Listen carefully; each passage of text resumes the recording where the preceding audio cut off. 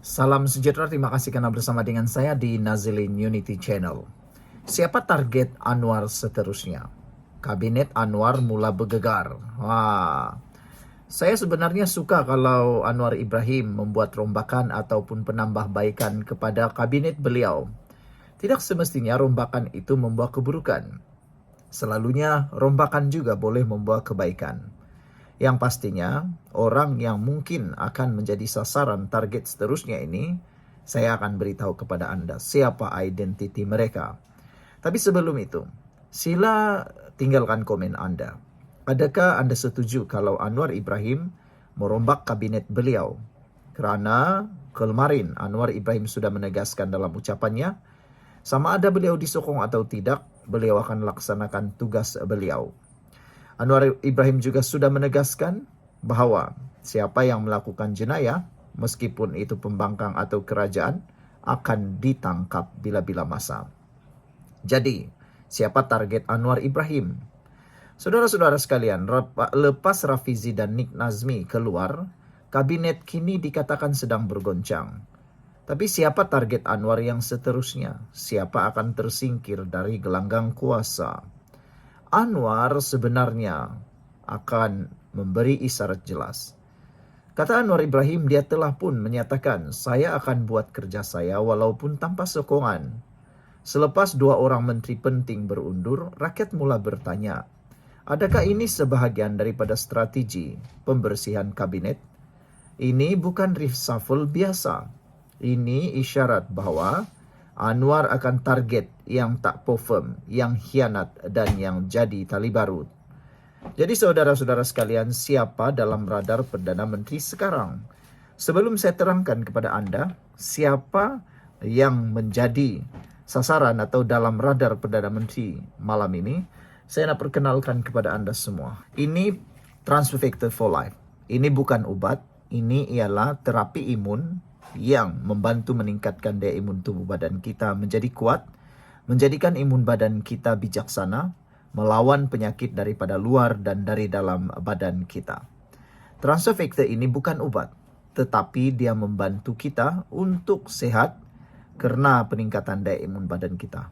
Pelbagai jenis penyakit secara amnya, kita dapat ataupun kita kena penyakit itu atau tak sembuh-sembuh daripada penyakit itu kerana imun badan kita yang jadi bodoh dan jadi lemah. Apabila imun badan kita jadi kuat dan menjadi bijaksana, satu perkara ajaib akan berlaku. Kita akan sehat. Itulah sebabnya ramai orang yang sedang mencari transfer factor ini. Anda bagaimana? Jika Anda berminat untuk mendapatkannya, bagi penyelesaian masalah kesihatan dan ingin menguatkan tubuh badan Anda daripada sebarang jangkitan penyakit, hubungi nombor telefon yang tertera itu. Baiklah, itu transfer factor. Jangan tunggu lama-lama, jangan bertangguh-tangguh. Baiklah, saya akan terangkan kepada Anda semua siapa dalam radar Perdana Menteri sekarang. Beberapa menteri disebut-sebut oleh pengundi dan akar umbi. Menteri yang tak nampak kerja di lapangan. Ini salah seorang yang menjadi radar yang akan dipecat oleh Anwar Ibrahim. Siapa dia? Menteri yang tak nampak kerja di lapangan. Ramai menteri yang kita tak pernah tahu wujud. Tiba-tiba saja ada. Tiba-tiba saja berucap. Tapi dari segi performance-nya, tiada langsung yang berlaku. Menteri yang tak nampak kerja di lapangan. Menteri yang gagal kawal isu rakyat, harga barang, projek terbengkalai. Menteri yang terlalu rapat dengan kartel lama. Inilah yang akan menjadi target dan sasaran Anwar Ibrahim.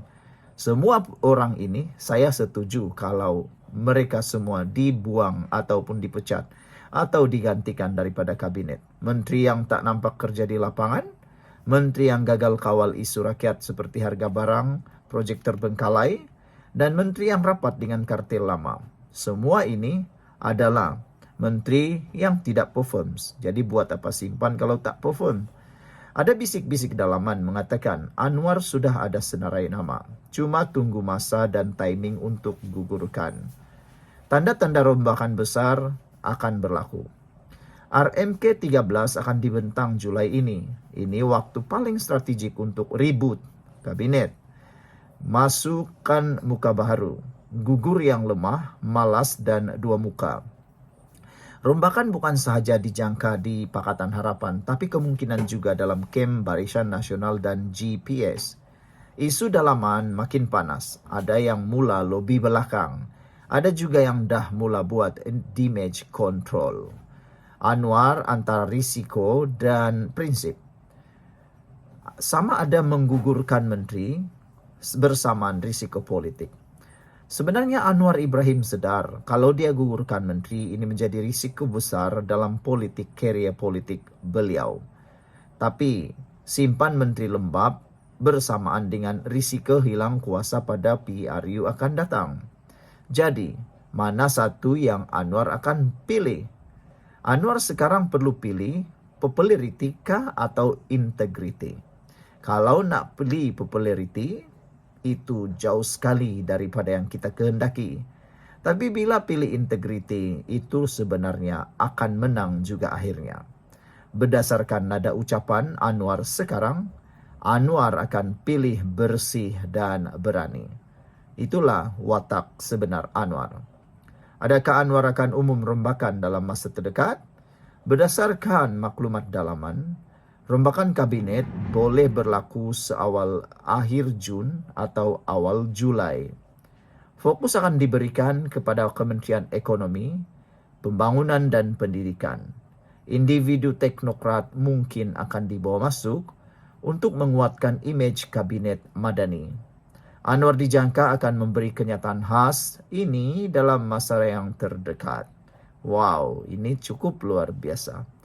Persoalan besar untuk Anda semua yang menonton konten kali ini, menurut Anda, siapa yang patut disingkirkan daripada kabinet sekarang? Menteri mana yang gagal jalankan tugas? Tuliskan komen Anda di ruangan bawah kali ini. Dan jangan juga lupa tekan like, subscribe, dan kongsi video ini jika Anda sokong pembersihan total dalam kerajaan. Kabinet Anwar sedang bergegar, yang goyang akan gugur, yang kuat akan kekal. Siapa target seterusnya, kita akan tahu tak lama lagi. Jadi saudara-saudara sekalian, Anda boleh coba meneka siapa agak-agaknya menteri yang akan digugurkan itu. Pada hemat Anda, siapa yang akan menjadi mangsa kali ini? Sudah tentu, seperti yang saya sudah huraikan tadi, yang paling kita nak lihat ialah menteri yang tak kerja di lapangan, hanya buat bising saja. Menteri yang gagal kawal isu rakyat harga barang projek terbengkalai, dan menteri yang terlalu rapat dengan kartel lama, dan pastinya kita nak tengok menteri-menteri yang tidak perform digantikan segera. Sekian dulu untuk kali ini. Jangan lupa tinggalkan komen Anda.